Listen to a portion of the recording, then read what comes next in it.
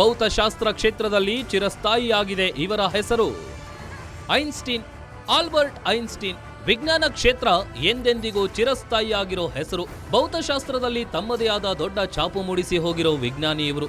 1879ರಲ್ಲಿ ಜರ್ಮನಿಯಲ್ಲಿ ಜನಿಸಿದ ಈ ಐನ್ಸ್ಟೀನ್ ಕೂಡ ಒಬ್ಬ ಯಹೂದಿ. ವಿಜ್ಞಾನಿ ಐನ್ಸ್ಟೀನ್ ತಮ್ಮ ಬುದ್ಧಿಮತ್ತೆಗೆ ಹೆಸರಾದವರು.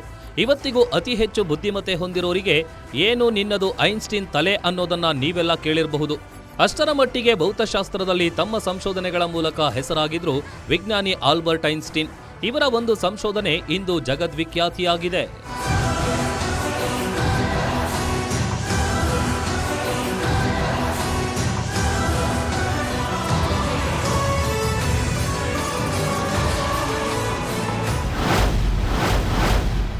ವಿಶ್ವವಿಖ್ಯಾತಿಯಾಗಿದೆ ಐನ್ಸ್ಟೀನ್ರ ಸಾಪೇಕ್ಷತಾ ಸಿದ್ಧಾಂತ. ಅಣುಬಾಂಬ್ ತಯಾರಿಕೆಗೆ ಅಡಿಪಾಯವಾಯಿತು ಈ ಸೂತ್ರ.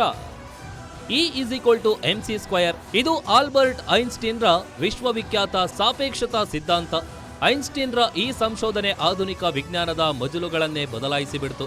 ವಿಜ್ಞಾನಿ ಐನ್ಸ್ಟೀನ್ರ ಈ ಸಂಶೋಧನೆ ಮುಂದಿನ ದಿನಗಳಲ್ಲಿ ಅಣುಬಾಂಬ್ ತಯಾರಿಕೆಗೆ ಅಡಿಪಾಯವಾಯಿತು ಅನ್ನೋದು ಗಮನಾರ್ಹ. ಇವರ ಇನ್ನೊಂದು ಸಂಶೋಧನೆಗಾಗಿ ಅತ್ಯುನ್ನತ ಪ್ರಶಸ್ತಿಯೂ ದೊರೆತಿದೆ.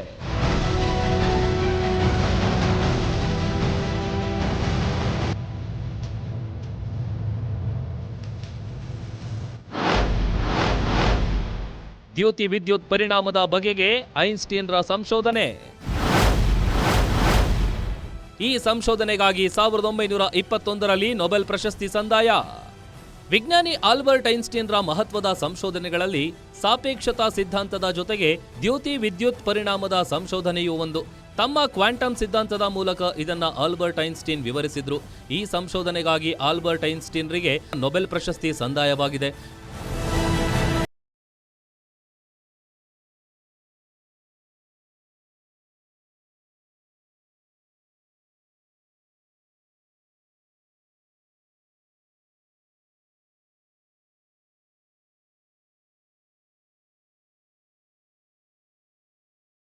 ವಿಜ್ಞಾನಿ ಆಲ್ಬರ್ಟ್ ಐನ್ಸ್ಟೀನ್ರ ಒಟ್ಟಾರೆ ಸಾಧನೆ ನೋಡೋದಾದ್ರೆ, ವಿಶೇಷ ಸಾಪೇಕ್ಷತಾ ಸಿದ್ಧಾಂತ, ಸಾಮಾನ್ಯ ಸಾಪೇಕ್ಷತಾ ಸಿದ್ಧಾಂತ 1916, ದ್ಯುತಿ ವಿದ್ಯುತ್ ಪರಿಣಾಮ, ದ್ರವ್ಯರಾಶಿ ಶಕ್ತಿ ಸಮಾನತೆ. ಇನ್ನು ಅಣುಬಾಂಬ್ ಬಂದ ತಕ್ಷಣ ನೆನಪಾಗೋದು ಮತ್ತೊಂದು ಹೆಸರು. ಆ ವ್ಯಕ್ತಿಯನ್ನ ಜಗತ್ತು ಎಂದೆಂದಿಗೂ ಮರೆಯೋಕೆ ಸಾಧ್ಯವಿಲ್ಲ. ಕಾರಣ ಇಂದು ಜಗತ್ತಿನ ಅತಿ ಭಯಾನಕ ಆಯುಧ ಅಂತ ಕರೆಯಲ್ಪಡೋ ಪರಮಾಣು ಬಾಂಬ್ ಸೃಷ್ಟಿಯ ಹಿಂದಿದೆ ಆ ವ್ಯಕ್ತಿಯ ನೆರಳು.